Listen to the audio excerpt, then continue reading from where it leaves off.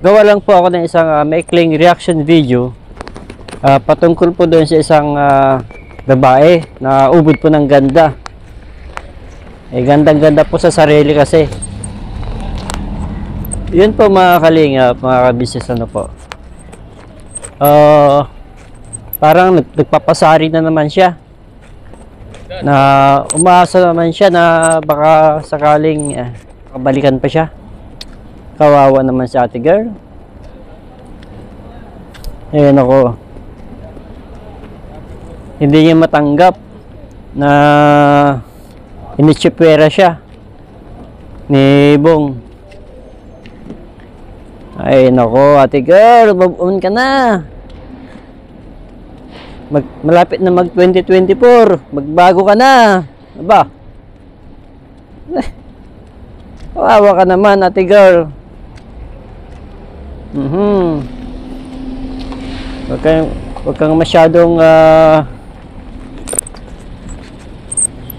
kang masyadong feeling maganda.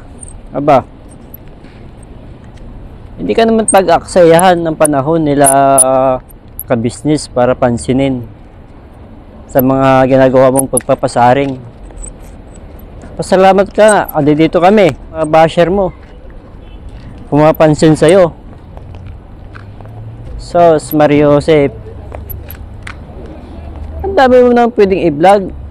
Ba't inuungkat mo na naman yan? Ayan, tuloy, bababash ka na naman. Ay, nako. Nagbago ka na, ate girl. Kawawa ka naman. Hindi mo matanggap ang katotohanan. Ay, nako. Sabi mo nga, ito mga kalingap, pakinggan niyo po yung sinabi niya po kanina.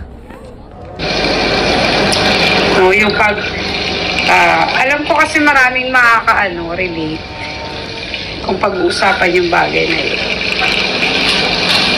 Pero hindi ko na sinasabing magaling ako doon. Diba? About relationship, whatever relationship it is. Yung kumusta yung journey, yung struggle, diba? So baka may basher na naman ako. Yan po. Kung i-upload ko to, video na to. Magtatatik siyang ganun, tapos hindi niya rin itutuloy. Ano kate? Takot? Kung magtatatik ka, ituloy-tuloy mo. Sinimulan mo na, ituloy mo na. Ano ba naman yan? Ano yan? Binibitin mo lang yung mga tagahanga mo kung may tagahanga man. Ay, nako.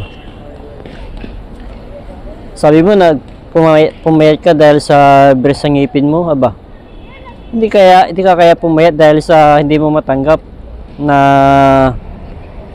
nitsipwera ka ni Bong. Ate girl. Grabe. Move on ka na. Maawa ka sa sarili mo. Sayang, hindi ko naabutan yung ibang mga live mo Medyo busy kasi ako itong mga nakarang mga linggo Hindi ako nakapanood Kaya ito lang yung nakita ko kanina.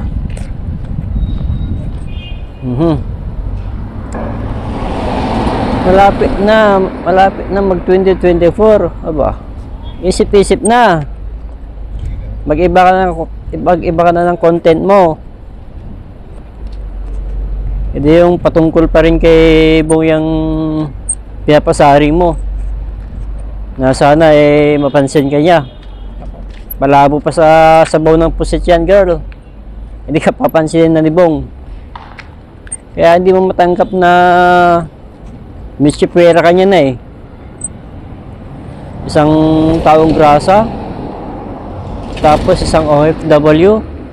Binaliwala. Nakaw, ang sakit nun.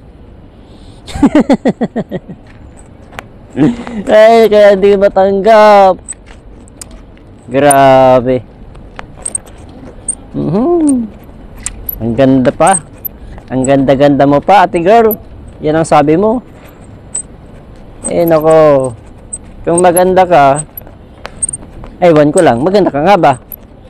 Ang tanong, ganda-ganda ka kasi sa sarili mo eh. Masyado kang tiwala.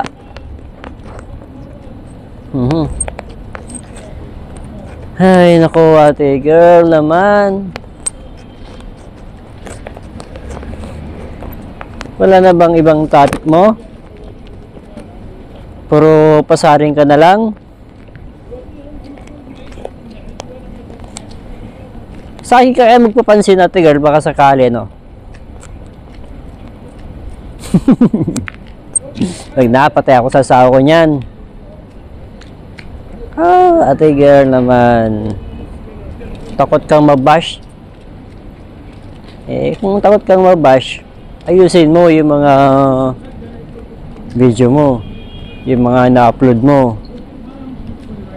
Kasi, sabi ko nga, dito lang kami na handang sumuporta kay ka-business tsaka kay Papa Dins.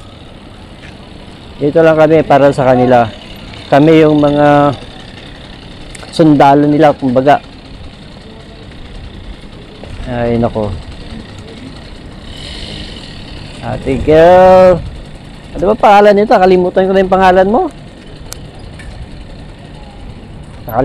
Ano bang pangalan mo? Nakalimutan ko na eh. Basta alam ko, ate girl na maganda. Sige ate girl na maganda, ingat-ingat ka dyan. Eh, sana magbago ka na.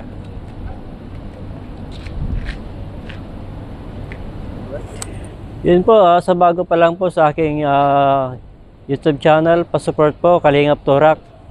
At saka paki-pindot na rin po yung subscribe button at saka yung bell button notification para ma-notify po kayo sa bawat video upload ko.